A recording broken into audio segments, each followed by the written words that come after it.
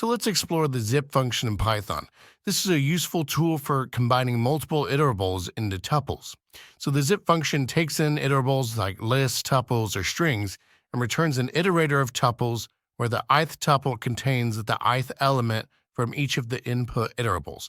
Now that's just a fancy way of saying you can essentially match up different iterables based on an item's position. So if that sounds a little confusing, let's look at this example. It's really simple. So let's create two lists. The first one is going to be a list of 3 names, and then we're going to create another list of their corresponding ages. So Alice is 25, Bob is 30, and Charlie is 35. So now we're going to pass both of these into the zip function, and it combines them into a single iterable of tuples. It pairs up each element based on their position. We're then going to convert that to a list so that we can print it. And as you can see, each tuple contains an element from both the names list and the age list. They're now paired together in tuples by their positions.